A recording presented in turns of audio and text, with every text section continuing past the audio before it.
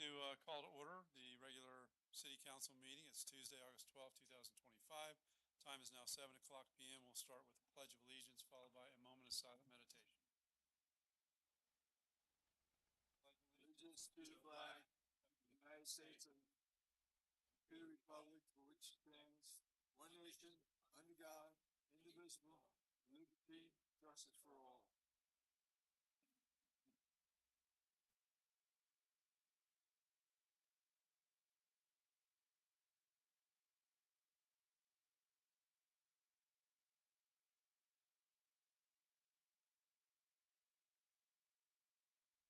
Okay, we'll start up with roll call. Mayor Scott Nickel. Here. Deputy Mayor Frank Gerton. Councilmember Adam Dyer. Councilmember Susan Romey. Here. Councilmember David Nutt. Okay, we'll move on to additions, deletions, or changes to the agenda. Does anyone in council have any of those items? Hearing none, we will move along to presentations, proclamations, and introductions. The first item under that heading is item number 1, Police Department introductions. Police Chief David Butler will introduce the 2 new police officers and the new communications officer. Chief Butler. Good evening, Council. First, thanks for letting me do this again. This is a great thing that I think we do at the City of Indian Harbor Beach. It gives us the community get to know our new police officers and you as a council. So first, I'd like to introduce our newest. We have our newest police officer, Patrick Kutros. But first, before we do that, we're going to introduce our newest 911 PST. That's Coral Mullen. Coral, come on up. It's always nice to be able to put a name to a face when you call the police department. Smile. She smiles a lot. That's all she's doing at work. You can stand over here by me. All right. This is Coral. She's originally from Melbourne. She attended Palm Bay High School. Upon graduation, she moved to Virginia. For the past 10 years, she has worked at the Fairfax County school system before moving home to be closer to family. She is 4 classes shy of obtaining her Associate's Arts degree in Communications through Northern Virginia Community College. Her brother's also in law enforcement, so it kind of runs in her family. He's a deputy here in Brevard County. She has 2 teenage children, both boys. She don't look that old, does she? She is currently in field training with Caroline Brickman. She's doing an outstanding job, and we can't be more glad to have her part of the team. So welcome aboard.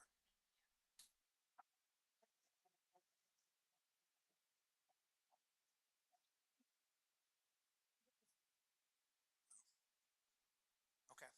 Next is our newest police officer, Patrick Kutros. Patrick, come on up.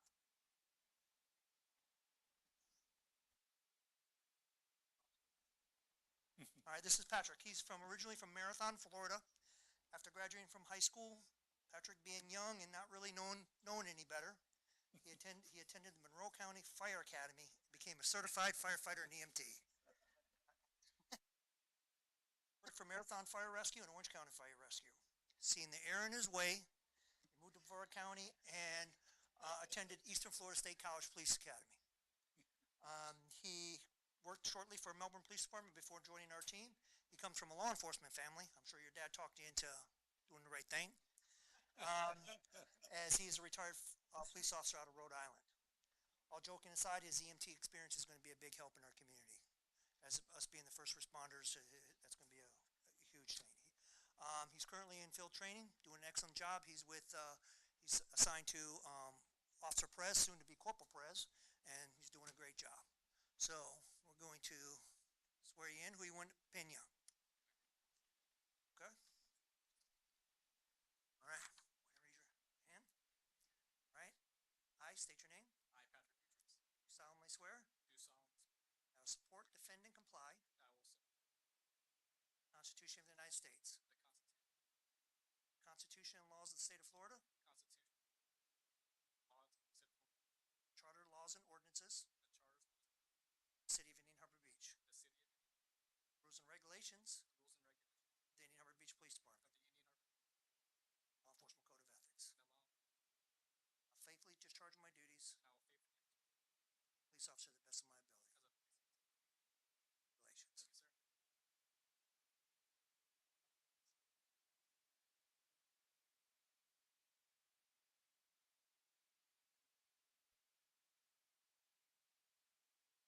Thank you, sir.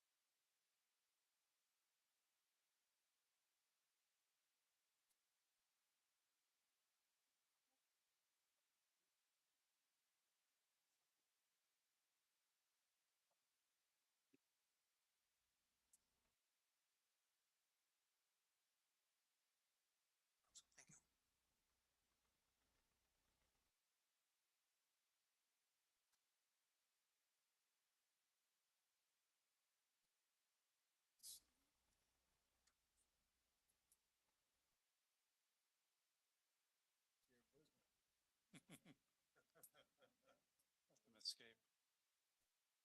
I don't blame him. Yeah, probably, it's fine, as long as they go outside. Yeah. If they hang in the,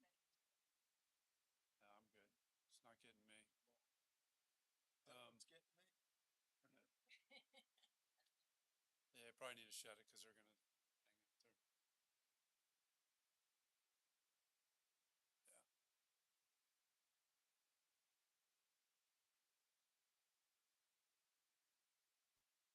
Okay, on to item number 2, Corcoran Partners presentation. This is considered receiving a presentation from the Corcoran Partners. Hi, how are you? Good evening, Mr. Mayor and members of the council. Thanks for having us. I'm Matthew Blair, managing partner of Corcoran Partners. I'm joined today by Matt Holmdaller, who's our partner here in the Space Coast. And I don't know how I follow a swearing-in ceremony for law enforcement. So, congratulations. I've got 2 brothers in law enforcement. Both of them are over in Hillsborough County.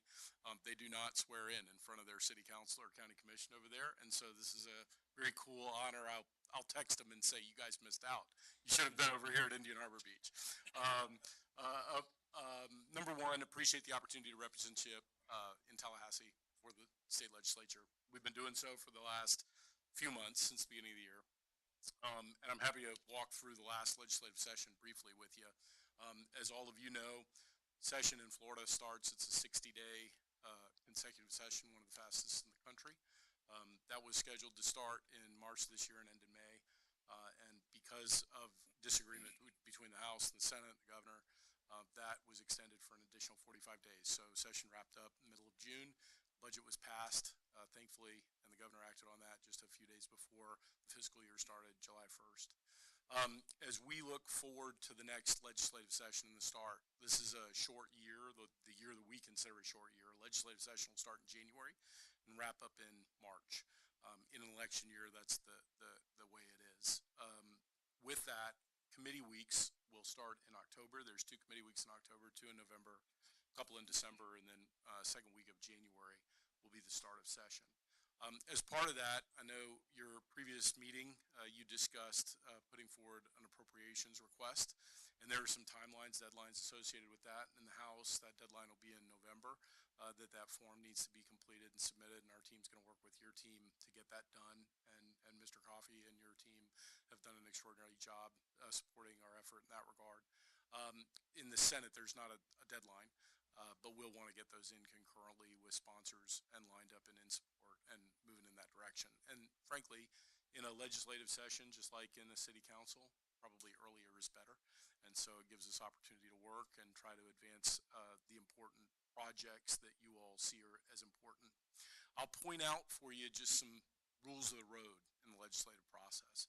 The legislature over the last several years has looked really closely at whether there's local match for funding requests, whether it's a city or county or a not-for-profit or the like. They tend to look to see if, hey, is half of the money coming from somewhere other than government, right? And so they'll, or more precisely, somewhere other than the state and the state tax dollar, right? And so whether that's a local match from local tax dollars or a federal match through a grant, or whether it's in a not-for-profit's case, philanthropic support of some shape, fashion, or form, they look closely at that. And if you come in and you don't have that kind of match, that doesn't disqualify you necessarily, but you should be aware that the legislature and legislative staff look closely at that. And it's sort of an unwritten rule, a preference, if you will, that attention will be paid to those particularly that are that have a match. So my understanding is y'all are far down that conversation as well as a council and making those decisions. But I wanted to just offer that that's rule of thumb in Tallahassee, and it's something that bears consideration by any client that we talk with about approaching the appropriations process and how they should handle that. Over the next session, I would expect to see a couple of issues that are probably fairly key for the city to stay focused on. The governor and the Senate has indicated a strong desire to address property taxes and the Ad-Valorem rate, and are looking closely at what that economic impact could be for cities and counties. I know that many of you have seen the reporting in the press about the Florida version of DOGE and that agency going in and looking at books, whether it's down in Broward County or in Alachua, or whether it's a place like Manatee or Hillsborough or Pinellas. And they're looking for growth of tax revenue, or have been focused on that, and then what the expenditures have lined up and for what as well. So I would expect to keep a close eye on that. You should be paying attention to what is reported in the press, I would think, from those reports. I think the CFO's office is interested in putting out reports 30 to 45 days after meeting with folks. So they're being aggressive and leaning in on trying to report that information back. That all to lay sort of a groundwork for the conversation on property taxes during the legislative session. Just in talking with legislative leadership, the governor and others, I think that the driving conversations will be around property tax, and they'll be around the state budget again.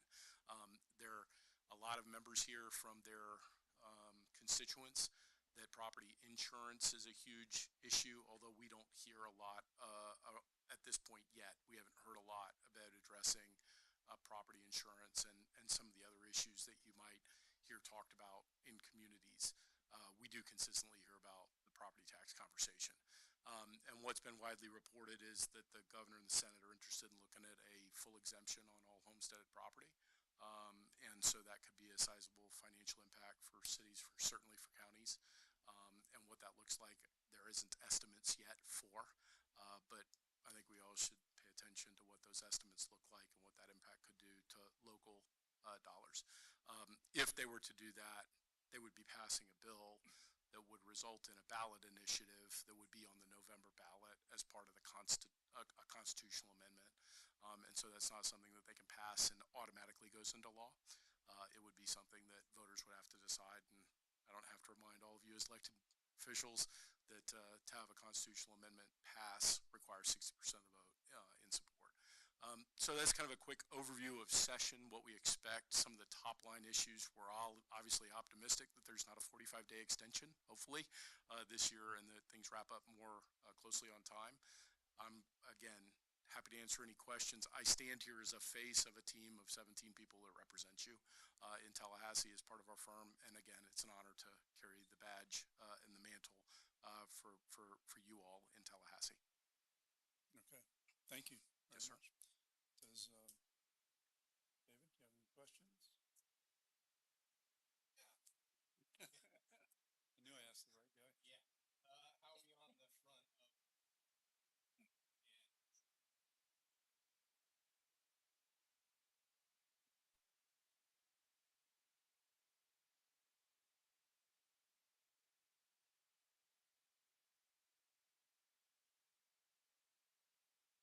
along with the fact that we have rentals that have basically occupying those homes. So here in the future, so I would like to see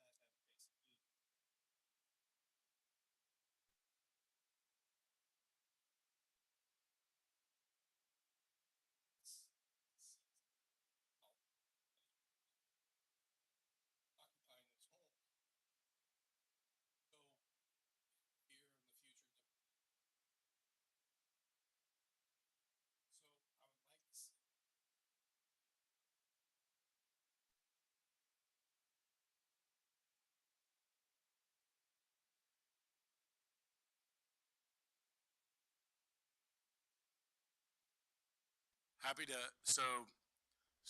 shooting from the hip, so to speak, right? Happy to make sure that you're connecting with your local delegation and having that conversation. I know that the governor vetoed the last vacation rental bill, not this year, last year. Did get across the finish line for the first time in like 8 to 9 years that it had been proposed.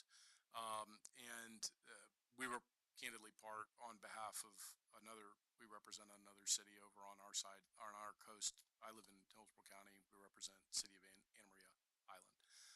And so city of Anna Maria has similar concerns. I would say probably similar dynamics to your community, being a coastal community, smaller population, a great place for folks to want to have vacation homes, and maybe a concern that there's the opportunity for party homes to pop up and all of the things that you've just described.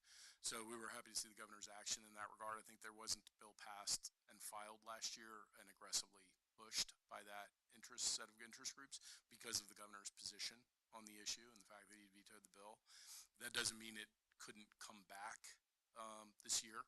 And I think that it's something that we absolutely would happy to watch for you, report on, do a deep dive with you if you'd like offline. Happy to give you more background and detail if you'd like, and keep you fully informed in that regard, and some strategies around making sure that the local community's control continues to be protected on that front. You're not alone in that regard, which is good. There are folks that have a strong view on the other side as well, and I'd be guessing, I'm not entirely certain where after a governor's race ends up and a new governor's there, whether the same sentiment will hold true in that administration, whoever's administration it is. I think we're fairly safe, sir, this coming session on that front, but we won't take anything for granted, so I appreciate your comments. And I know every year they continue to come back with another bill that makes it more convenient for them. So I would like to continue to, essentially combat that and continue the home rule fight. So You got it. You got it. Happy to lean in on that regard. They try to get a little closer to what could be agreement every year, and they did that last year fairly successfully. I'm glad they left a couple of fatal flaws in it. Absolutely. Thank you. Yeah, me too. I think so. You good? Everybody good? Okay. Thank you. That sounds fairly unanimous right there. Not that there was a motion or a vote. Appreciate the guidance and the feedback. And again, thanks for the opportunity to represent you and work for you. Thank Right. you. Mr. Mayor, we need to call Carl. We forgot to do that at the start of the meeting. Just one moment, All right. please. Calling Carl.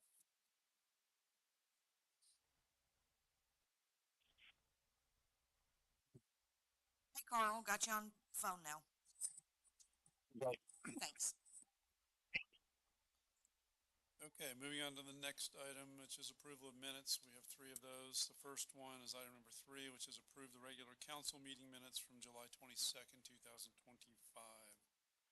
Motion to approve. second.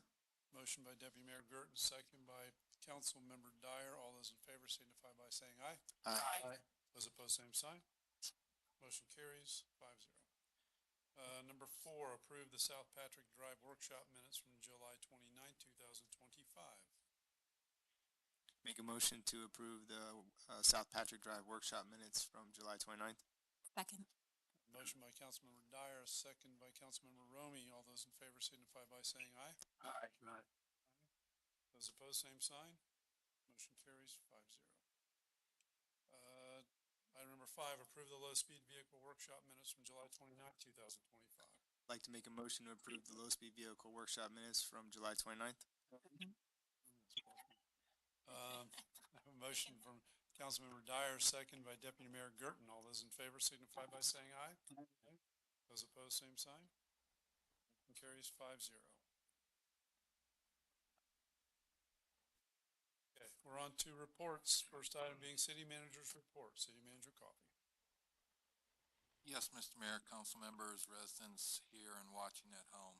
I apologize for forgetting to put one action item on, namely, Chief Butler and I would request consensus to put no e-bike signs along the pathway in Gleason Park. Chief Butler can speak to it specifically. We've had increasing number of complaints and near misses of people on e-bikes going in and out of walkers on Gleason Park. So yes, I know I've received an uptick in complaints about e-bikes on the path in Gleason Park. I know Todd's not here anymore, but Todd was here. He gets the same complaints, and so does Kristen gets the same complaints. I know myself and City Manager Coffey discussed maybe changing the rule and not allowing e-bikes on the path itself. But before we did that, we wanted to kind of get your input and see what your thoughts were before we just arbitrarily changed the rule at the park. Now, there is a rule already that says no motorbikes. These aren't technically, if you get technical, these aren't a motorbike. So just wanted to get your thoughts before we make a decision on that. And we don't have to make a decision today. I just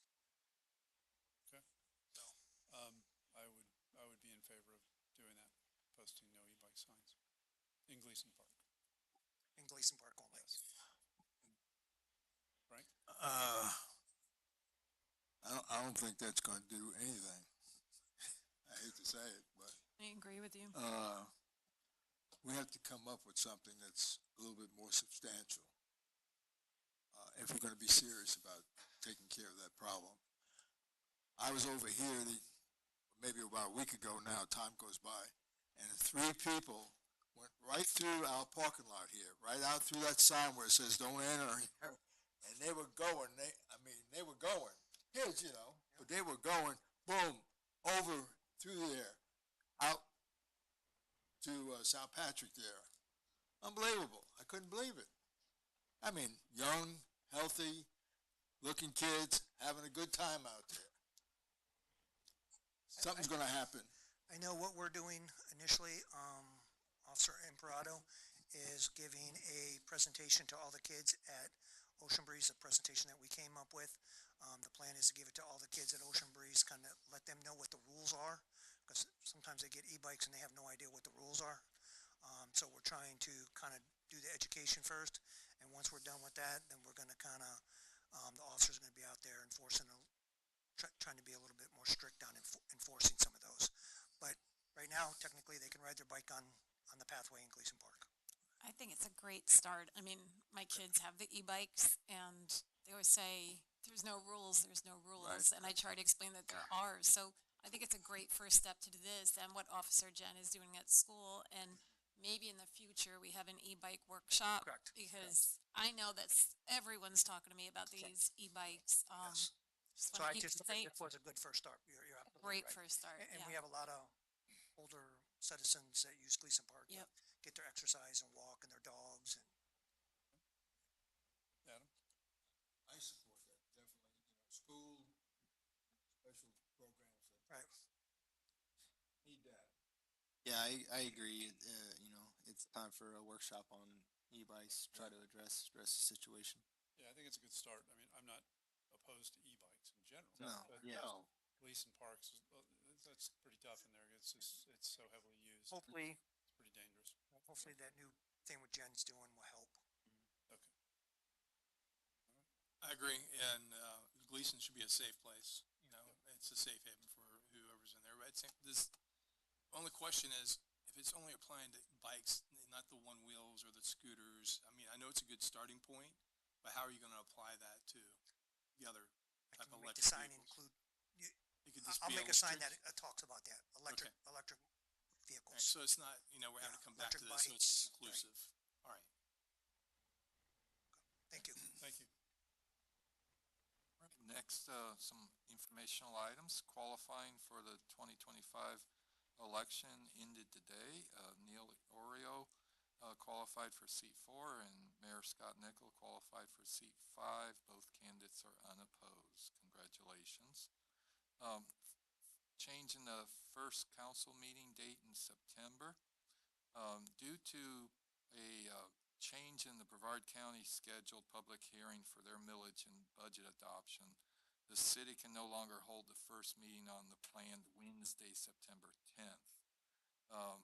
We were informed that we needed to make a decision very quickly, so I selected Monday, September 8th as the new date.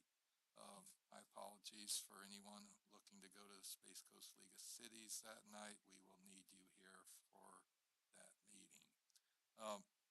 Chief Lewis has submitted monthly reports for the fire department. June code enforcement activity report, June fire inspection, and July fire department incident reports are attached. Chief Butler reports that police department participated in the final enforcement detail of Operation Best Foot Forward in partnership with FDOT. Sergeant Gannon, Corporal Detective Adams, and Officer Perez conducted a detail at Atlantic and A1A, and 11 citations were issued. IHPD will continue enforcement details in this location going forward. The Yuma and Osceola sidewalk capacity improvement projects. I'm happy to report the city received a check from Brevard County last week in the amount of $381,000 drawn from the city's transportation impact fee fully fund these two projects. A kickoff coordination meetings planned for the latter part of this month with commencement of the Yuma sidewalk project in September. Once Yuma is completed, Osceola project will start. The low-speed vehicle parking spots at the beach parks update. The vendor started last week and has poured the concrete slabs. Staff has ordered signage. We anticipate the parking spots being open for use next week. Update on the partially grant-funded tree inventory project. They began last week, and as this little picture shows, doesn't do justice because there's a lot of green dots on top of green dots, but these are the trees that they inventoried in the first few days. Collecting. Did we lose Carl? It's falling. Yeah, we lost Carl. They are collecting the information, widespread information that will help staff manage our urban forest going forward and aid in the tree preservation board's work. Employee recognition. Chief Butler received a compliment via the city's online email text reporting system about an officer interaction with a resident at Millennium Beach Park. They were very pleased.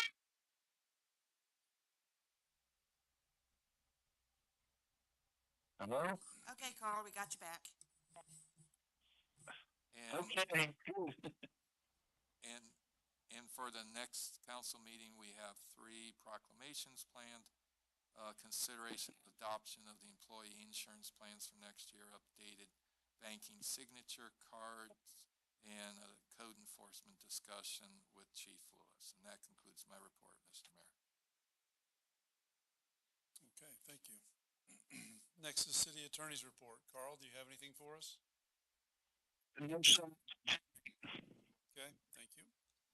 Next is council comments. I'll start with Deputy Mayor Gerton.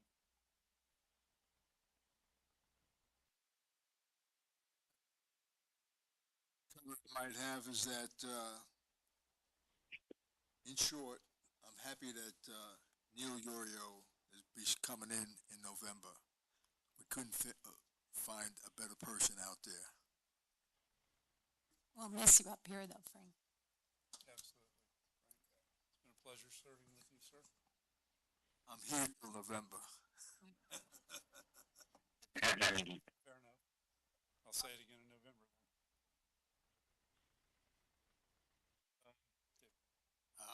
I'm gonna make a comment about that. Coach, I don't think you understand how much of a legacy you are, not only in Indian Harbor Beach, but also Satellite Beach. You are by far one of the most people that have contributed to the education of people, the coaching of me, and also serving the community in the position that you're in. And you got some big shoes to step into. So, but I can't say how much I appreciate you, Frank. I really do. Thank you. Well, I love Frank too, but I'm not going to do a speech. Just want to say, let's see, Todd, the low-speed vehicle parking spots look great already up there. I think it's a good thing. Thanks for making it happen. Yeah. The veteran statue for Gleason is an ongoing, interesting journey that I hope to have some better information next time. And I think that's it for now. I was going to bring up a workshop for e-bikes, but I think we just touched on it, so maybe in the future. Just wanted to say I went to the Space Coast League of Cities meeting last night. I was in Cocoa Beach. It was pretty much, it was a short meeting because we have the annual conference later on in the week in Orlando. It's always a good time to network with other cities and, learn how they tackle the same issues that we're dealing with. So, and I just wanted to also say, hey, thank you for your, Frank, for your many years of service to the city. And it's been a pleasure to work with you, and hope you enjoy the time off. And I'll echo that. Frank, it's been a pleasure working with you. And I'm sad that you didn't run again, but you said, Neil's a fine replacement for you when the time comes in November. And we're looking forward to him joining us, but at the same time, we're going to miss you up here.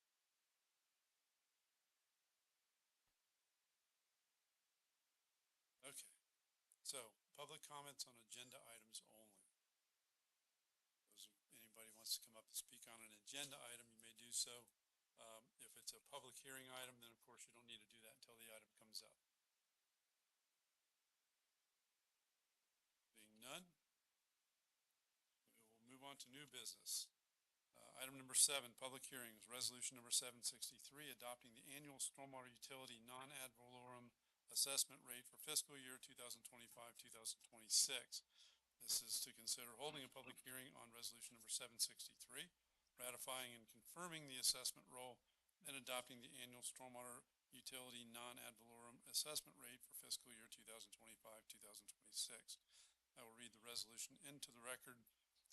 Resolution number 763, a resolution of the City of Indian Harbor Beach, Brevard County, Florida, increasing the stormwater utility fee pursuant to Section 16.5 of the Code of Ordinances of the City of Indian Harbor Beach, providing for conflicts and providing an effective date. City Manager Coffey.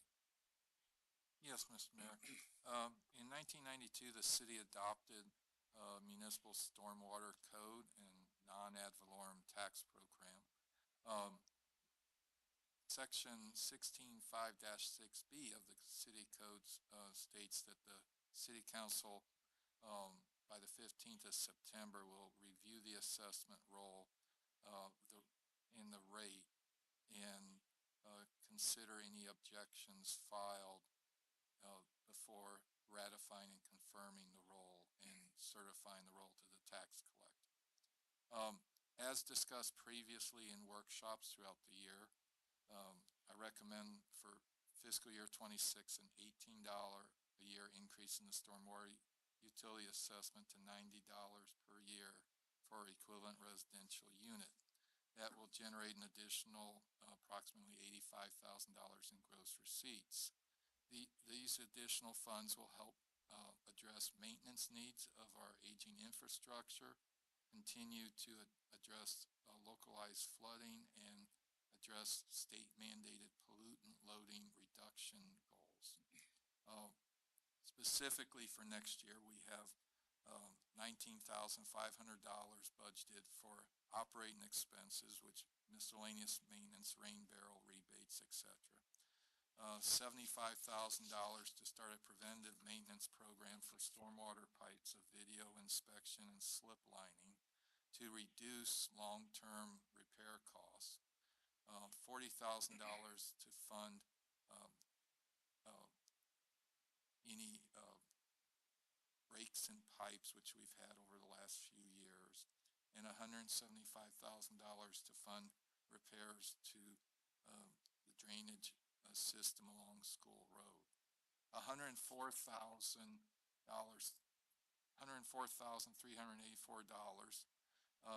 plus $331,000 in use of fund balance will be used to fund a second generation Baffle box along City Hall here, which includes a $250,000 state appropriations that's budgeted in the general fund. We did receive one written objection from Mr. Andrew Phillips that I responded to in detail. I will point out a comparison table that staff updated that shows neighboring cities' stormwater utility rates, that with the increase, Indian Harbor Beach will be mid-pack of the county. Therefore, staff recommends adoption of Resolution 763. Thank you. This is a public hearing, and so I will open the public hearing at this time. Anyone in the audience wishing to speak on this item, please come up, state your name and address, and you'll have 3 minutes to speak on the item. Seeing none, I will close the public hearing and bring it back to council for discussion and potential motion. nobody likes to, we certainly don't like to raise any sort of rates if we can avoid it. But as you all well know, all of our expenses continue to increase. They're not getting any less. Every expense across the board has increased. This includes our efforts to carry out stormwater projects within the city. These are projects that we are mandated to, by the federal government to carry out and to reduce pollutant loading into the Indian River Lagoon. So again, not something that we want to do or look forward to do. We try to keep it minimized as much as possible, but nonetheless, it is something that we need to do to continue to fund these projects successfully. So my thought on this is that it's approvable from my perspective, but of course entertain other comments, starting with our Deputy Mayor Frank. Well, the only thing I would have to say is, compared to our sister city, just up the road there, we are in pretty darn good shape, and we have the same problems they have. So I know that, you know, it hurts everybody anytime you get a raise in anything, but this is something that makes sense and keeps us going on a steady path where we don't have to all of a sudden sell the boat, so to speak, to go ahead and make something go. So I think this is warranted to keep us in good shape. I concur with the mayor and deputy mayor. Susan. I agree as well. Adam.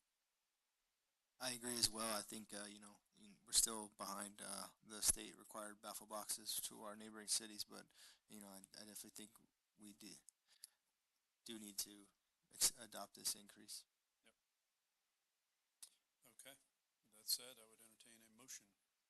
I'd like to make a motion to adopt resolution number 763, implementing fiscal year 26 stormwater utility assessment rate of $90 a year for equivalent residential units. Second. I have a motion by Councilmember Dyer, second by Deputy Mayor Gerton. All those in favor signify by saying aye. Aye. Those opposed, same sign. Motion carries 5-0. What's that? At the tone, please record your message. It's We're leaving a voicemail voicemail at Carl. for Carl, apparently.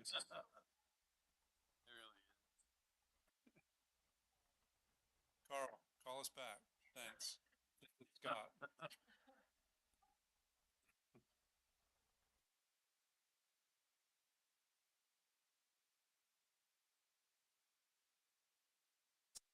Moved it into the rural area.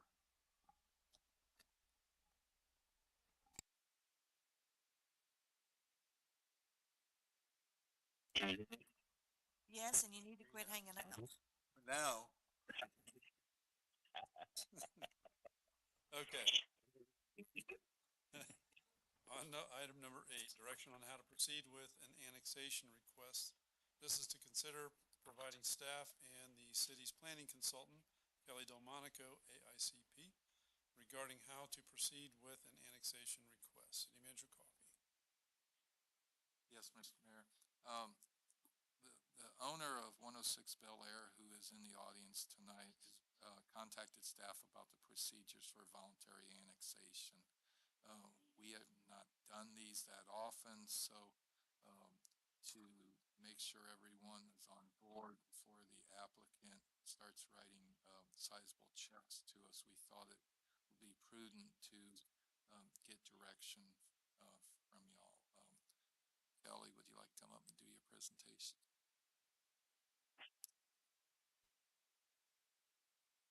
Good evening, Kelly Delmonico, Planning Consultant. I'm here tonight on behalf of the city, on behalf of you all.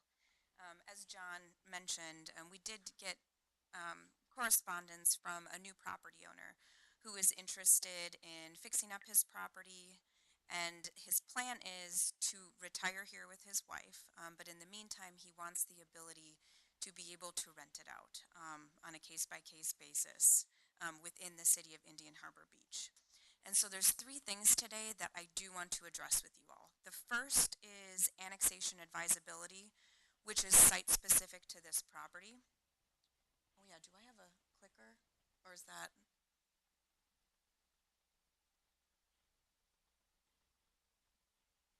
Making sure. Super. So the first is annexation advisability, which is site-specific to the property that I'll talk about in a second. And the other two items are related to annexation. It's a code amendment and also considerations of fees related to annexation. But this really would be applied generally citywide, and I'll get into those in a second.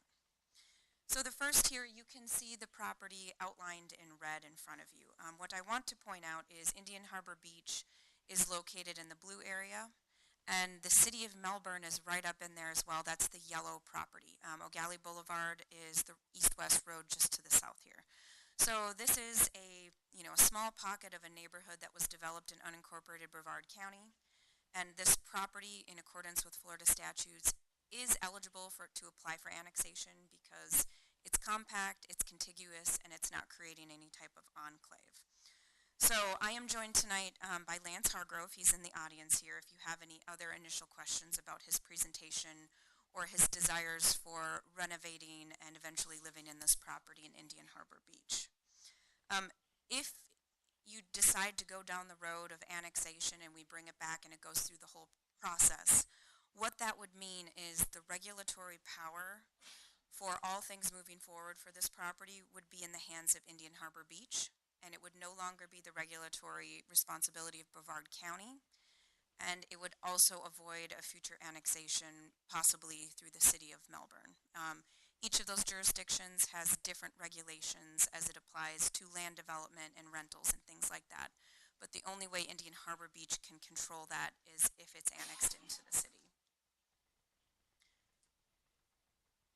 I'm going too fast. Okay, so this is really important because as part of the annexation process, you don't just annex in a property, you also have to assign a future land use through a comprehensive plan map amendment and a zoning classification. So it has a city future land use and a city zoning classification. So it would be an annexation, it would be a comp plan amendment, and it would be a zoning. And one important thing I want to point out is I know no application has been made yet, but I did do a quick analysis of the county's current zoning, which is RU 111 for this property, and the city zoning classifications. So the closest zoning classification to the existing county zoning is R1A, which you can see the light brown color to the north. These are very, very similar. So the zoning that's in the county and the R1A zoning in the city are basically the same except for a couple differences in setbacks and lot depth. But this site appears to meet all of the requirements for the city's R1A zoning classification. We wouldn't want to go with something like R3, which is the dark brown, which you can see to the east, because that's a multifamily zoning district that's not really suitable for this established residential neighborhood. Here's an aerial image of the property. As you can see, it's already developed in an existing neighborhood. Again, if the property owner wants to request annexation, we also need a simultaneous application for a small-scale comprehensive plan amendment and a rezoning to establish city designations on the property. And quickly, before we talk about that, so as I'm going through this code and I'm looking at, this map here that kind of shows where the city zoning is around it, I came across a section of code that states, when a parcel of land has less than 200 feet of street frontage and less than 40,000 square feet of area, no amendment, this is talking about zoning amendments, no rezoning essentially shall be enacted to change the zoning classifications except to the existing zoning classification of property adjoining said parcel.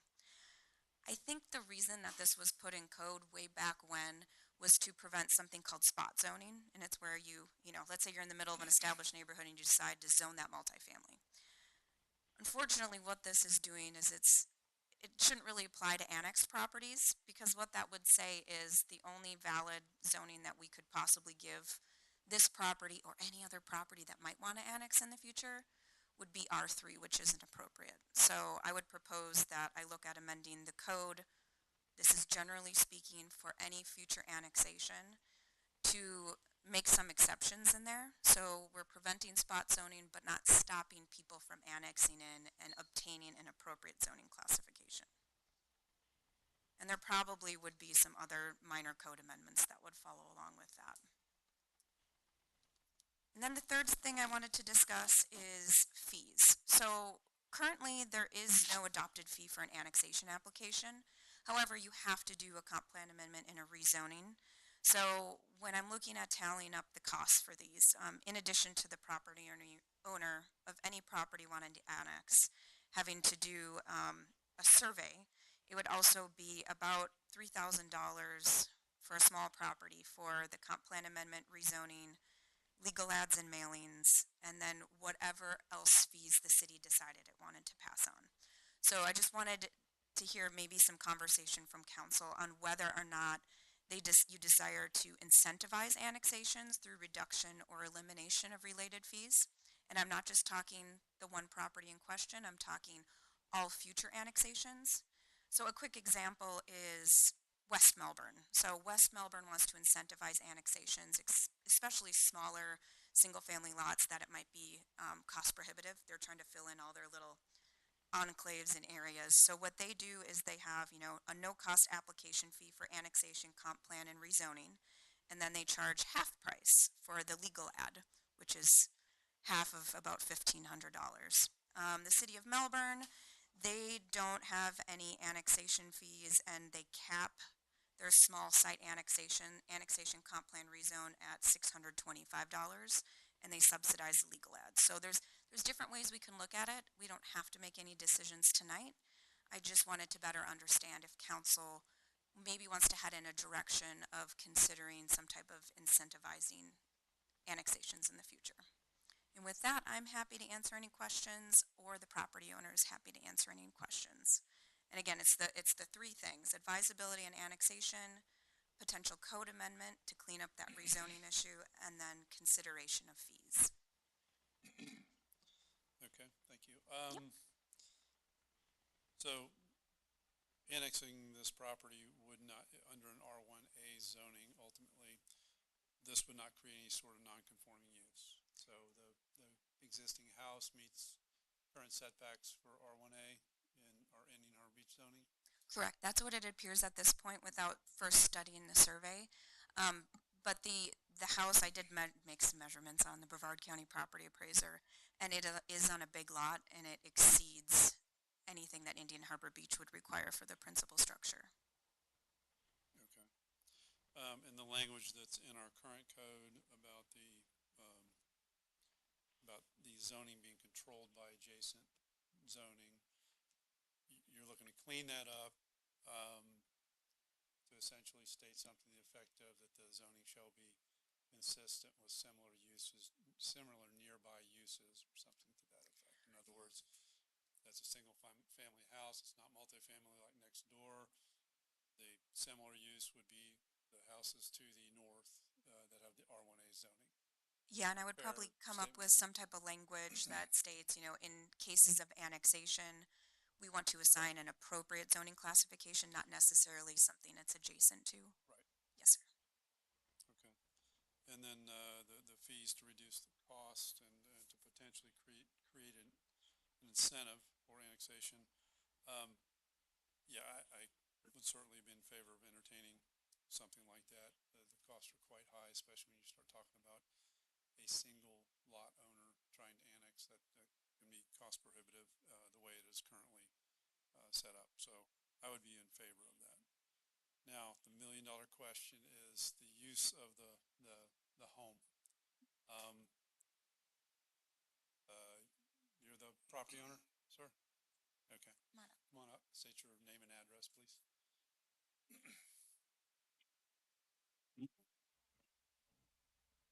My name is Lance Hargrove. The property address is 106 Bel Air Drive. So you plan on living in this house?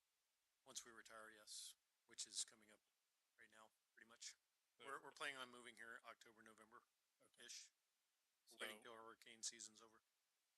the rental we're talking, so the rental we're talking about is not what we would consider you wouldn't be planning on doing any sort of a vacation rental We'd like the option because you guys are grandfathered in, unlike a lot of areas. Cocoa Beach is grandfathered in, I guess, that I understand. You know, there's certain areas we're looking at. My daughter actually lives up there, full-time. And kind of excited about that, something different though, but she's launching her first launch tonight, which is awesome.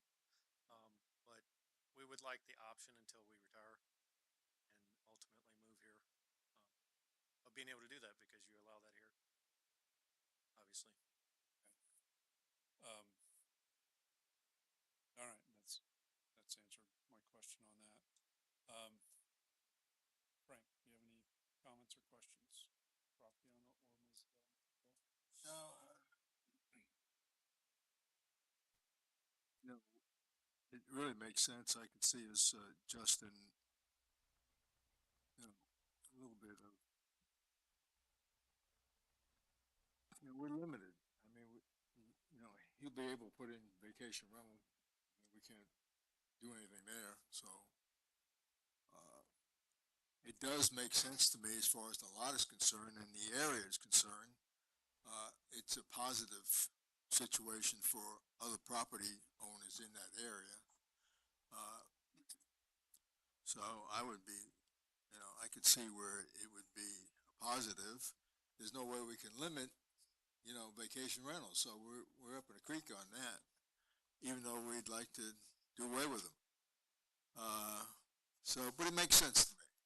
And as far as a little bit cheaper, you know, type of thing, as far as getting in there, I'm okay with that.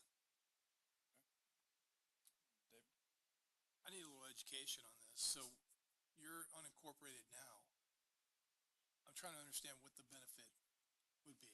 Well, one thing I foresee is if we do have, I have females in my home, all women, and if I have to call the county, my understanding is they're on Sarno Road, I believe, where you are 90 seconds from my house. And right now I have county coming out to my house, police officers, fire department, whatever, not the city. So I would rather pay my money to you guys. We have neighboring agreements Have with fast fire and response police. That's one of the things that So when it thinking. comes to response, I understand what you're saying Right. about that, but we have neighboring agreements when it comes to those kind of things. Okay. What I'm trying to get at is explain to me about the grandfathering in. What do you mean by us being grandfathered? I understood that you guys are one of the few cities that allow vacation rentals left around here in general. There is, I don't know if there's anybody that's Like, I don't not think allowed. Satellite- Satellite would be one of those grandfathered in anything prior to 2011. Right. Where they can actually have it. Other than that, it's open-ended, but Excuse me, David, and there are 3 short-term rentals surrounding the house you just bought. So Correct. I'm in the same boat, just wondering, I'm assuming they're all in the city. no. no, those are unincorporated. So I'm curious as to, again, you want to pay higher taxes by being with the city, for what purpose? The county Yeah. doesn't allow short-term rentals. They have short-term They're rentals. literally Have you right not there. investigated that? I'm sorry, I don't. No, I don't want to bring it up, but 90 days is their policy, is what I talked to the county. Now, if the county, and I mistakenly heard from planning or whoever it was I talked to in the building departments, said that's incorrect, then I need to be talking to you guys. I appreciate you, but I just think this is the back-ended way in order to get a short-term rental in there, whether you think you're. We just want to do the proper process, I get proper that. licensing, if we decide to go that route. But you say you're talking about retiring sometime in November, about having an option to be able to use it as a short-term rental later on or whatever. We're also looking at another home. We like the water here. We've been in Florida for 20 years. I actually am a remodeler of homes, Right. and I honestly was super shocked that this house was in the county. Every house I've ever bought in Indian Harbor, and I update all of them, and that brings in more people that like to go to your schools. And that's why I love this area, because you guys have A-rated schools. But I've probably remodeled about 25 houses in the city over the years, and I was just awestruck that this was not in the city. I didn't even know you had a non-city area in Indian Harbor Beach. But if you guys are telling me that I don't need to go through this process for short-term rental, then that was one of the big So- things I would like to do, All right, so we're not, if we have that option. we aren't going to convey to you as a body what the county will and will not allow. Right. That's just what that's the not county our told job. me. That's The just county not told our me job. it's not allowed. Plain and simple. But, yeah,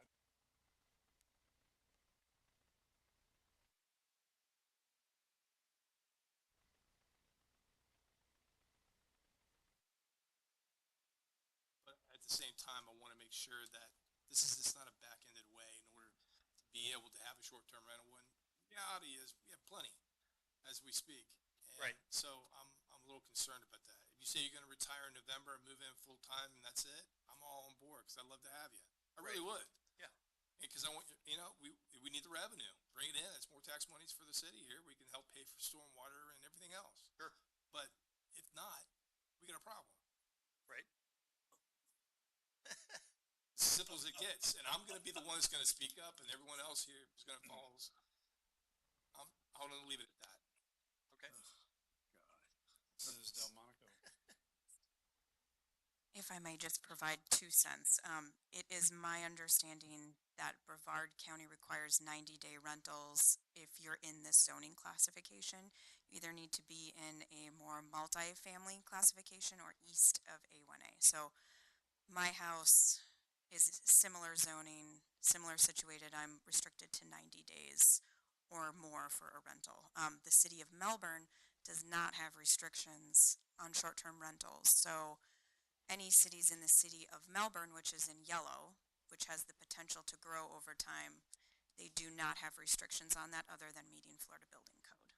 So the group Indian Harbor Beach would have its own restrictions. This is it. Place. We don't. Our hands Your are tied registration to the status, state. By correct. registration only, Yep. yes. So you basically said you're doing this because we allow short-term rentals. That's one of the reasons I'd like to come into the city to have that option. After thinking about another property and our daughter's potentially property, another option we would like to have available. But that is one of the things that I understand. I'm hearing differently from you guys that short-term county is being allowed in that area. Whether it's being enforced or not, again, Right. we're not the deciders of Yeah, that. there's an That's not enforcement our job, but things possibly, but maybe that's being allowed to happen and it's flying under the radar. right. Like it is. Yeah, for me, I'm all for it. We can't, say you could do this and you could do that, so I'm all for it. You're gonna, especially if you've done how many homes in the area? I'd say about 30, 25 25, 30? years. So I'm sure we'll keep your property up and we'll be Oh, better sure. off for that. How many do you own in the city? You said you remodeled Currently, I have 25. this one. Just this Yeah, one? that's what I I just thought. sold one on School Road. Okay, so you had one on So school. you're renovating and selling is Recently. what Right. you're doing typically. Sorry, You're renovating homes and you're selling. that's my Typically, business. that's your actually. business. Yeah, it's our family business. It has been for years. My daughter kind of wants to get into it now because we're retiring. In this area and surrounding areas, we're pretty much beachfront. Okay. But I think we're gonna do more. I don't know, whatever she wants to do. Okay. So- Susan. Sorry, go ahead. Yeah, we'll work down the line. Go ahead. Just want to add, 'cause I live near there. I walk by our house probably every day with my crazy dogs. So you're seeing us remodeling it right now? Great job. It's looking good. But I Thanks. do want to point out that 105, 100, and 109 are all functioning short-term rentals. So it's Yeah, I know. something you probably I know, want to look but into. I don't think it's according to the county, Gotcha. but if it's fine, then so be it. You know, Gotcha. we'll just stay the way we are. Like I said, I had no clue we even had one. That part is not in the city. It surprised me. And I was shocked when I bought it because I said, what? You're in the county? So I'm going through them for permits and all that stuff right now. Actually, to be honest, I love David and Kim was here last time. I don't know where she is now, but I guess she's retired or whatever, but he is an awesome inspector you guys have in the city. Dealt with him for years and we get along very well and I don't know, I like that a lot too. So it's not just, you know, that's just an option we want to have available and I know the city allows it. From what I'm told the county does not, so but I hear what you guys are saying, that it's active and, you know, if that's the case, we just want that option legally, if that makes sense. I'm just trying to go through the right steps. I want to do things the right way. You have further comment? You're good? All right. So, Adam? So I believe you should have that right to make a, living however you so choose, but, I also no disrespect, I've heard that same exact story from 3 of the 6 surrounding houses that are directly next to my house, they're gonna buy this house, move in 6 months, that was 8 years ago. And like I said, with all due respect, my personal opinion would just be, move down, make this your primary residence, and then I'm sure most of us would be more than willing to, annex in, but with the intent of short-term rental for unknown time, I would be against it just on that fact, personally, because I think it is a growing issue, and I would rather have more families in this city, and the more short-term rentals that are in this city, the less permanent long-term families that can grow, and that's where I stand on that. Okay.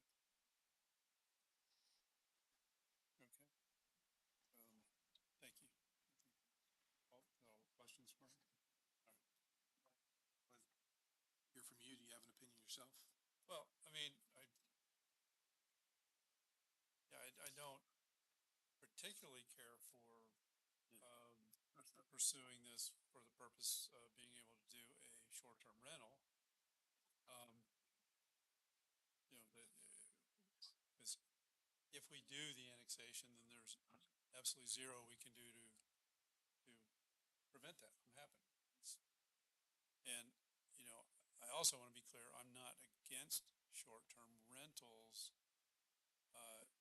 per se. I think many of them are run very, very well.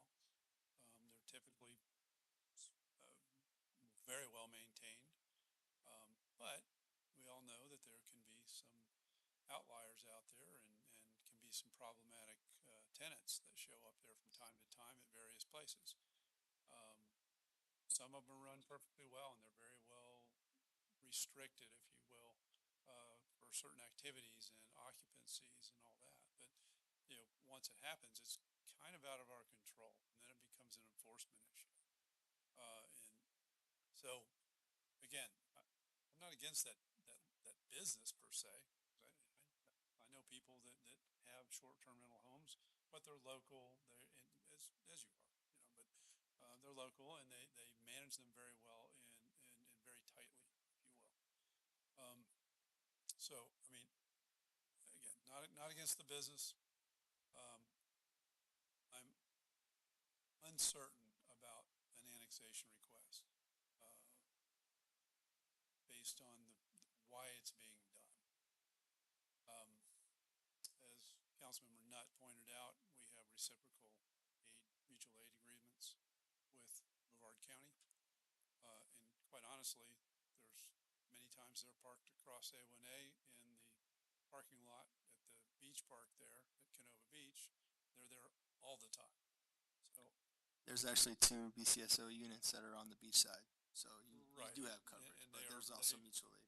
They definitely park there quite often. So, yeah. I tend to agree with Adam on this. Nice to see you move in, get settled. We would consider potential annexation at that time. Where my mind is right now. This is a new one for us, I'll tell you that. I can't remember the last time we did an annexation.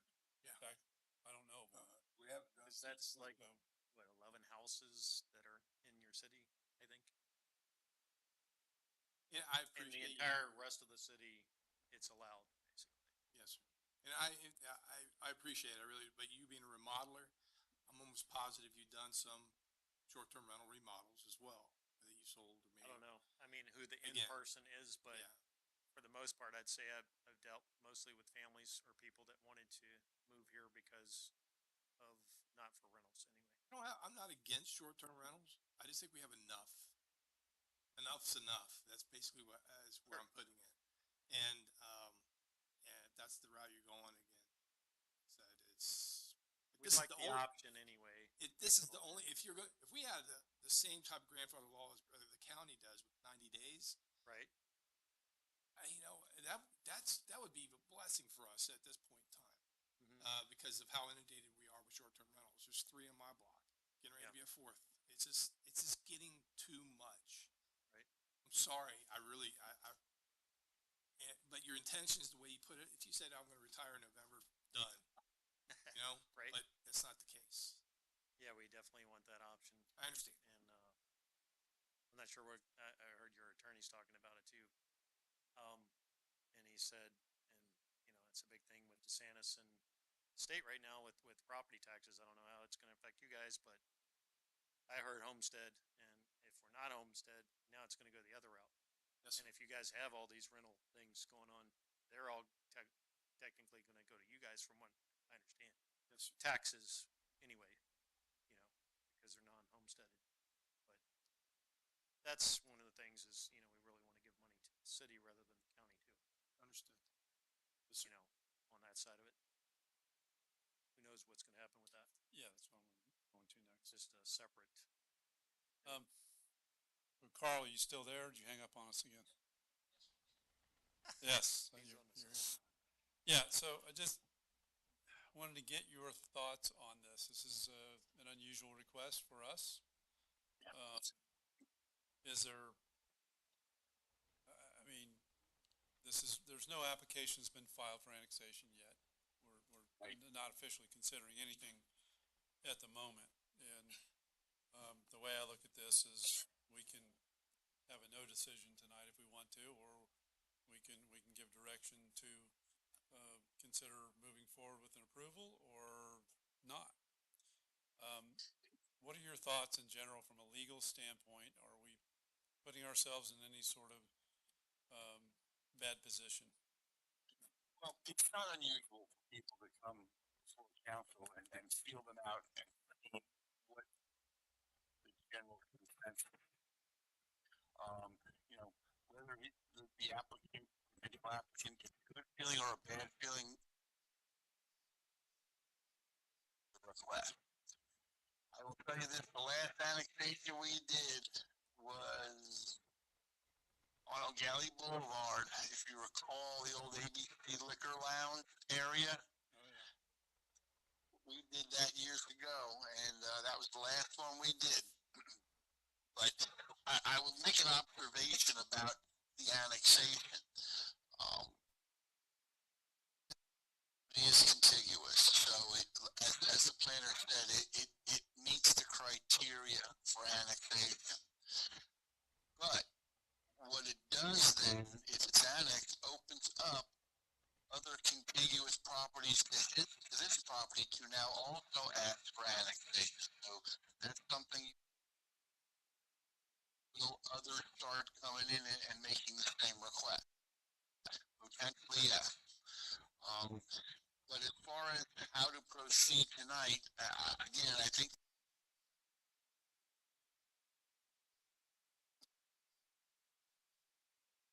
thought processes on annexation. Annexation is a legislative decision. It's basically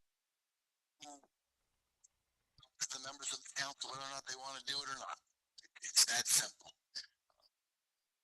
You'll have to do a zoning assignment and a comp plan amendment. Not quasi judicial along with the legislative decision to annex. So, you know, it's one of those things that it's, from a legal perspective, he meets the criteria if he were to try and annex, but again, the ultimate decision on whether or not it's something the council review in the discretion of the council. Okay, thank you. And just to, if it isn't already obvious to council and the audience, you know, even as it is right now, let's set aside this gentleman's thought of annexing. any one of the properties that border the east side of that little neighborhood there, east side, north side, and west side, they could apply to annex. They're all contiguous to Indian Harbor Beach. And then once they, if any of them do that, I believe you can jump across the street as well, across the frontage road that they're on. So those interior lots, those 8 lots that are interior to that, could also do the same. So there is the potential for that happening over time anyway. Everybody to eventually apply, just about everybody to eventually apply for annexation. That's just an observation more than anything. Yeah, I don't know that I'm prepared to support a recommendation to do anything, for staff to do anything more at this time. So that's where I'm at. Mayor, I have a question. As far as addressing Ms. Delmonico, you said we could potentially clean up some of that language on the R1A zoning issues as opposed to the R3, I believe. Yes, we could also, aside from the site-specific discussion we're having now, if you want to direct me to go clean up some of the language so future annexations don't get stuck with that code amendment that has to happen, I can do that. That's simple to bring that back to you, to change the code to allow for zoning that is compatible. And then there's also the fee discussion, if you want to touch that or not touch that at this time. And it doesn't have to be specific, it could just be general direction. I mean, along those lines, I would be in favor of the code compatibility, Yeah, or the that's right. zoning designation compatibility one, but that's it right now. I was just about to say I'd be in favor of cleaning up that language as far as the zone compatibility, but as far as at this time, under these circumstances, I would decline the annexation personally. So.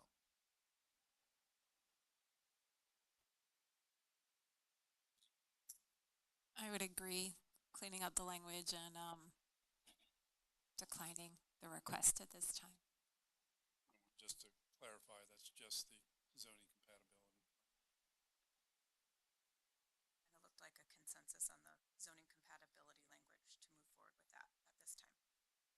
I would agree, yeah, as far as that goes. I mean, regardless of any annexation Correct. application. Frank, what are your thoughts on that? Just the language. Unfortunate, he was honest. You know, and that's where it's at. I mean, if we know somebody's going wants to do that, I think we're going to say no. We've had too many bad experiences so far. Not everybody's bad. Right. I understand that. I understand that. Your intent, I cannot go this way. I'd rather you come later. So consensus is to clean up the language as it relates to compatibility for zoning purposes related to an annexation. And that's it. That's as far as we're going tonight. I think that's Yes, sir. Consensus. And Mr. Mayor, Yes. may I also clean up the section of code that incorrectly references small-scale comprehensive plan amendments in the fees? It's the same issue. I'll bring it back for discussion. We can always strike it. Okay. Thank you. Same section. Right. Thank you.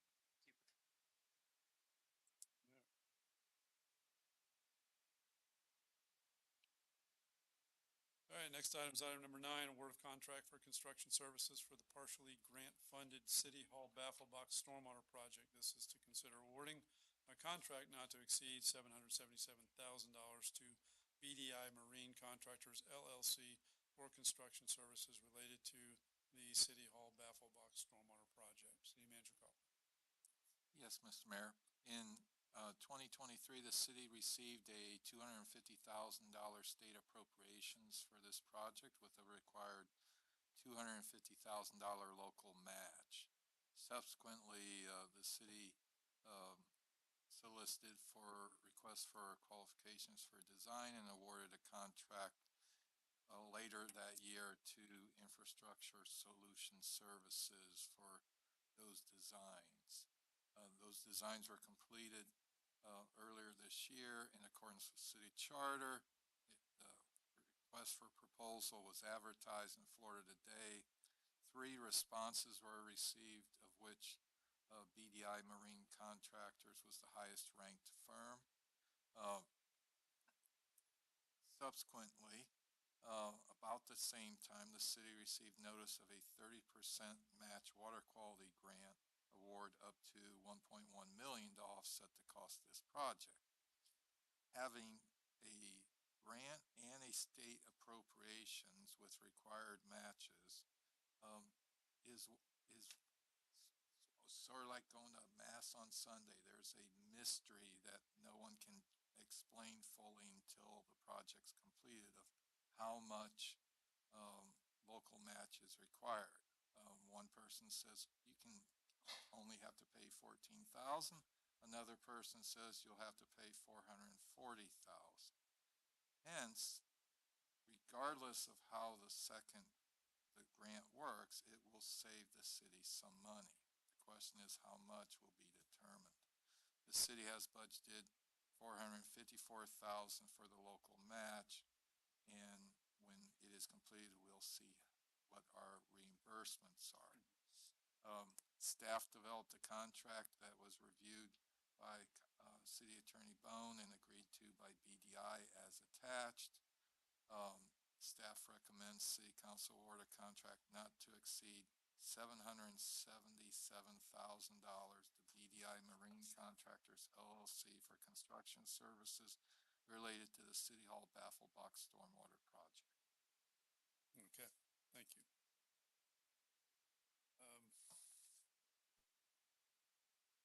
Yeah, I have no objection to the contract award. I know they have done or are doing work locally over in Melbourne right now for a Baffle Box project. So I have no objection to it. Frank, you got any comments on it? No, I'm with you on that. David? No comments. I'm good. No, if Adam doesn't have a comment, I'm gonna make a motion to award a contract not to exceed $777,000 to BDI Marine Contractors LLC for construction services related to the City Hall Baffle Box Stormwater project. Second. Motion by Councilmember Romy, second by Councilmember Dyer. All those in favor signify by saying aye. Aye. Those opposed, same sign. Motion carries 5-0. Item number 10, proposed Algonquin Sports Complex donation program. This is to consider reviewing and approving the Algonquin Sports Complex donation program. City Manager. Yes, Mr. Mayor. As we discussed at the budget workshop, there's various projects in next year's budget to complement the expansion project. One is for the acquisition and placement of benches, receptacles, and trash cans. Public Works Director Scaldo approached me last month about resurrecting a one-time donation program for folks who would like to purchase benches and have us place them. So with this being Todd's idea, I'll ask Todd to come up and brief the council how it would go. Staff recommends approval of the donation program. Good evening, Council. Congressman Gerton. Oh, I'm sorry. I tipped your hand. City Manager asked me to try to give you a little bit of some information on a program that we implemented back in 2007 for Gleason Park to offset our costs for benches. Eventually moved into, it eventually turned into trees, and then it went to benches, and then we expanded it to picnic tables. So I thought it would be a good idea maybe to resurrect it for the Algonquin Sports Complex, because that's going to be a pretty good size area and maybe offset some of our costs. It's also a good way for the public or the residents to have interaction within the complex and have a stake in it as well and be proud of what's going to be built there for future for their kids and then further on to that.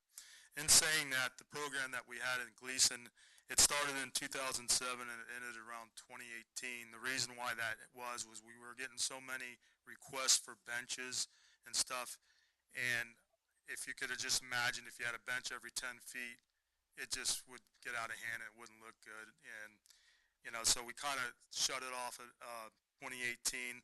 It was about a 7-year run since we shut it down, but I think this may help out a lot of the cost as well as we move forward, because we're looking at also trash receptacles, recyclable receptacles, and later on down the road, if we want to designate some picnic area places in there, we could look at picnic tables. Again, we've had people have a good response to a lot of that, and because a lot of people enjoy the park, especially in Gleason.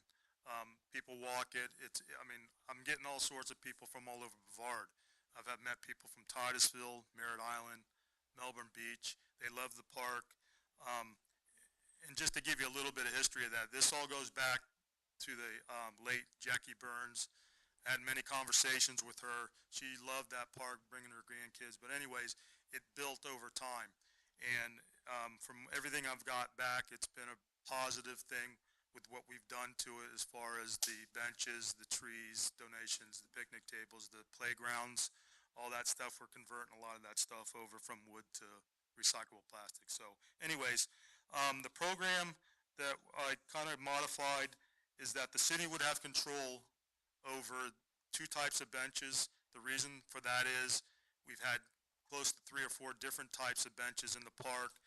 Certain benches we've had issues with. If they have skinny slats on them, they get broken very easily. We have a lot of people that use them for exercising. They jump up and down on them. We've had to probably replace close to half a dozen of slats in there on the benches. So we're looking at something a little bit more thicker that will hold up in the long run. In saying that, we're also looking to we'll add a pad to it for stability, because we did a lot of that in there. That was one thing that we had to go back and redo, because a lot of these benches were getting unbalanced and all that. So we did that. We'll install it. We're also, if they want to put a plaque on it, we will install that for them as well to make sure it's put on securely and all that, and fastened to the concrete so nobody can move it. We've learned a lot of this over the years, but it's been a great response. A lot of people have enjoyed it. So we're looking at, obviously, the benches have increased a little bit over time, again, like everything else.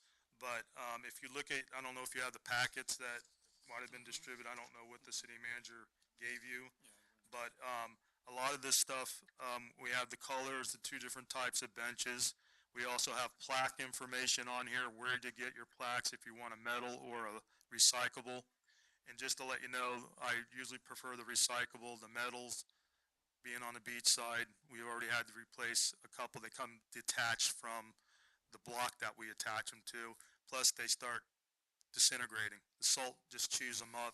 The plastic has done great. It's held up quite a bit. We have a few in there.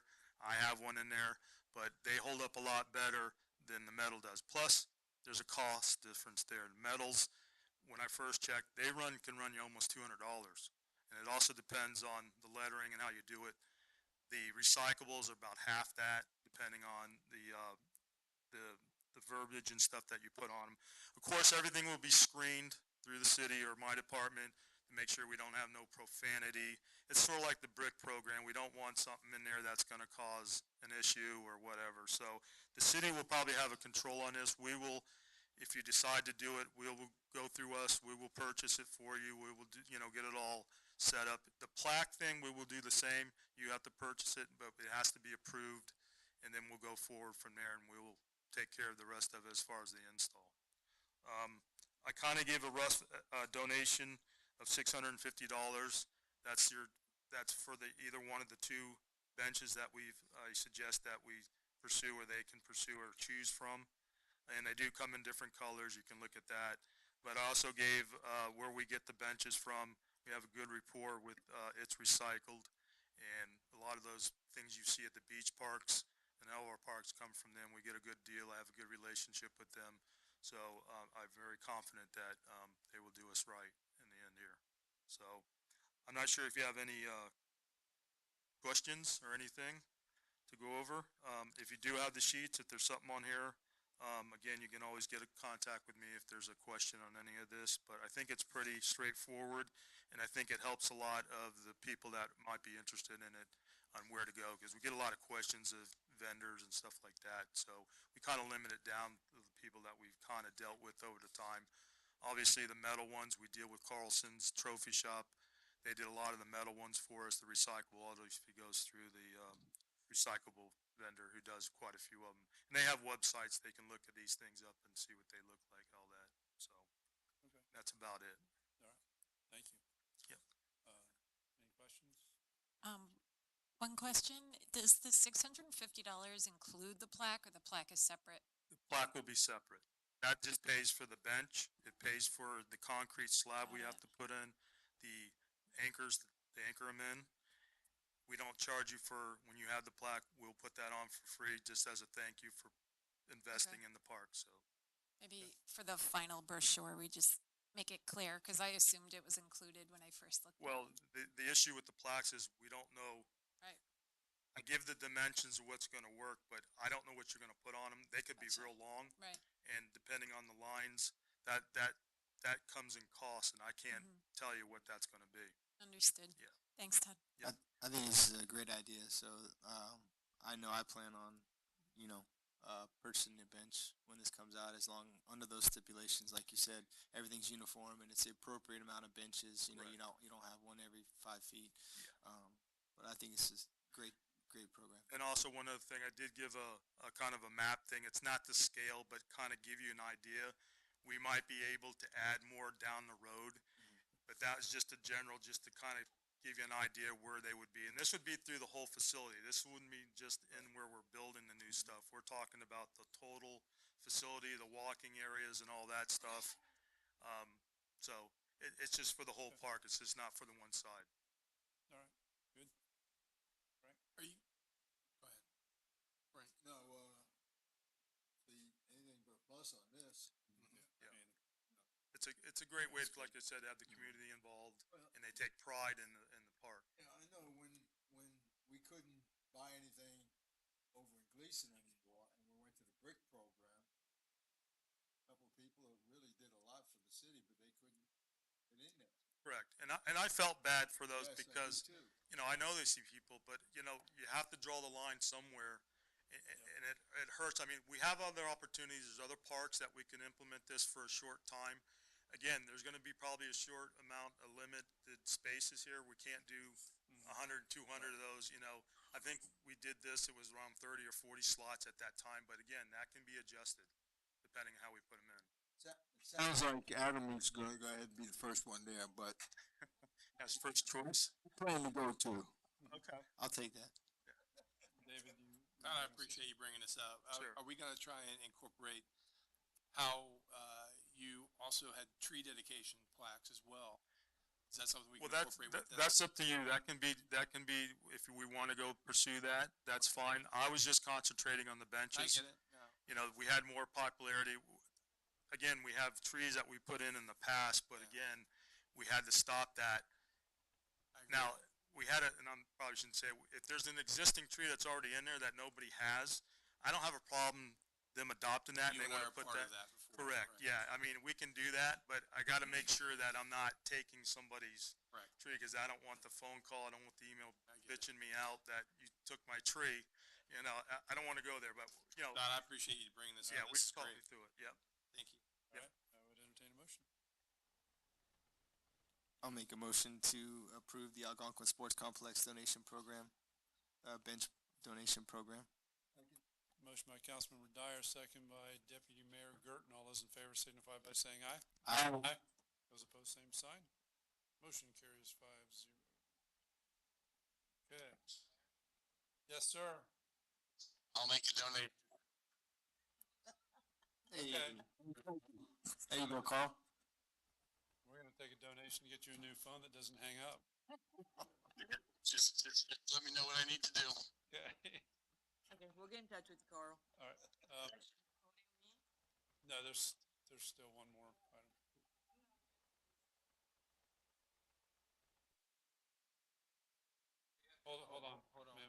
One more thing. I have one more item on the agenda, One then more. I'll call for public comment, okay? I'm sorry, I did not hear that. There's still one more item on the agenda.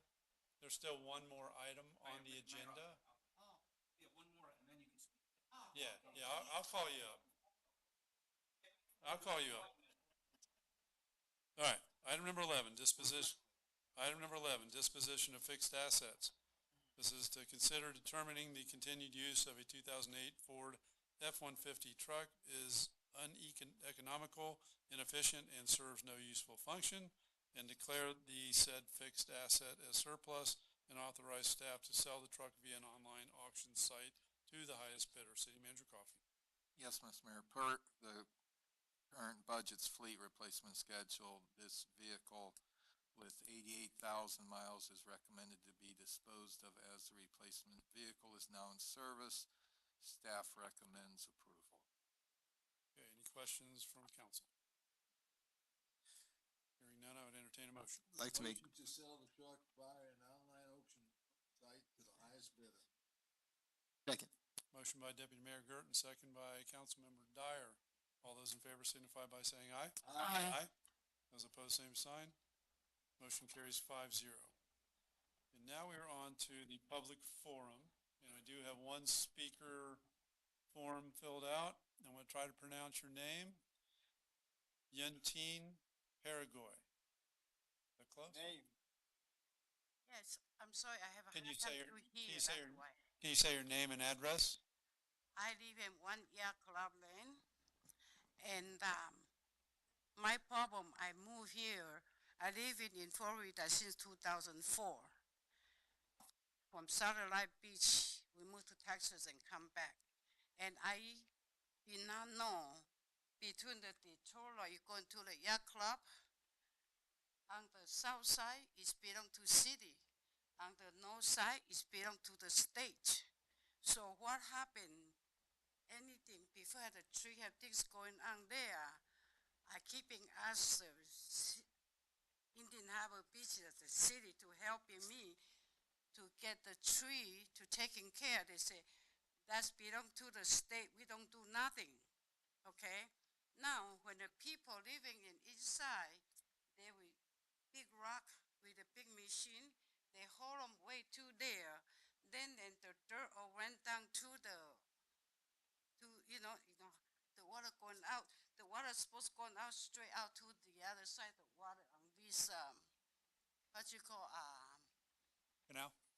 it's not a river. The canal. Not that big. But what I mean is that when they go down, and then the dirt are all gone, but the things go down.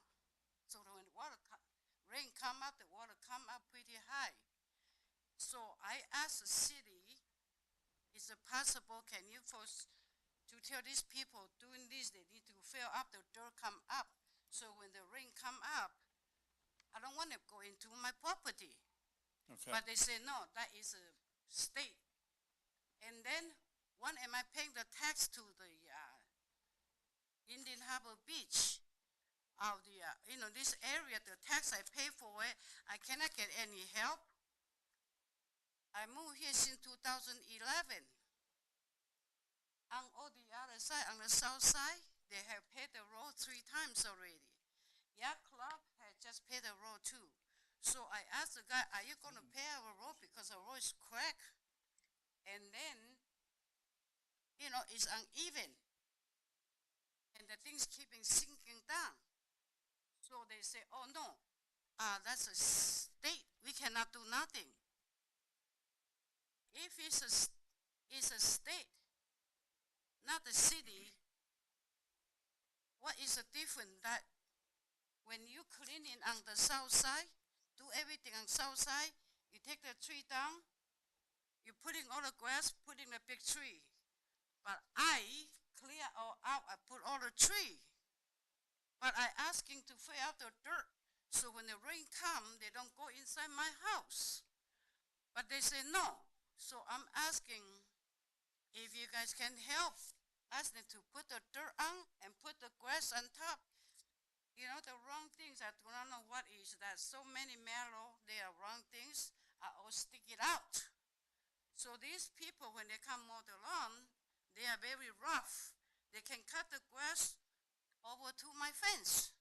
Okay, So I have to go Ma'am? clean up those. okay.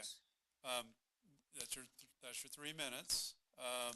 So if I understood this right, you live over near Yacht Club? Okay. It sounds like the issue is, the problem is within the DOT right-of-way, the road right-of-way. The what? I'm sorry, can I come close? Can hear what you say? You can try.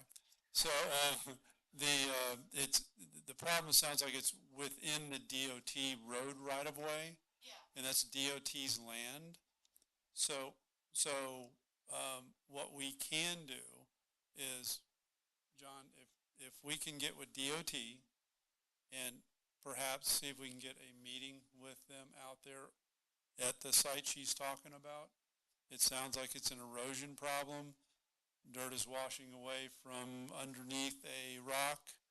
And, okay, so it's impounding, it's causing water, potentially causing water to back up into your property, right?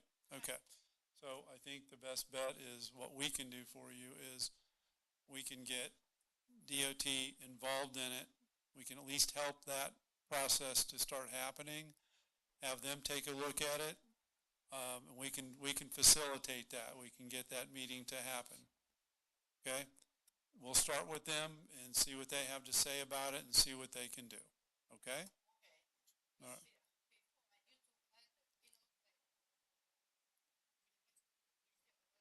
Yep. Yep. Right. Can you?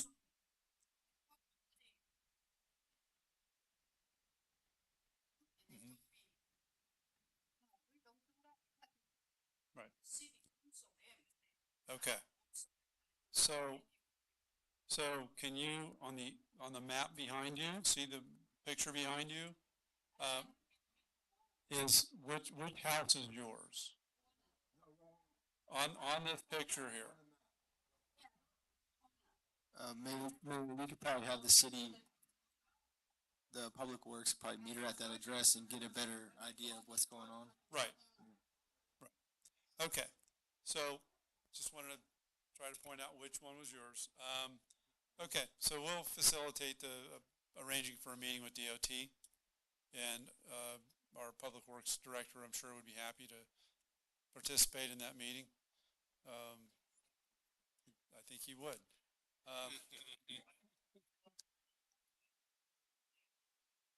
Okay. I understand. I'm just talking about getting a meeting, getting the people out there that can do something about it potentially. So I think that's what we can do for you, okay?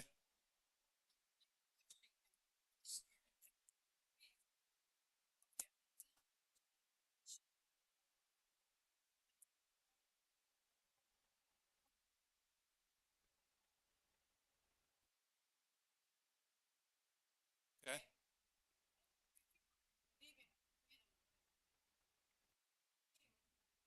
He's gonna take care of you. Yeah.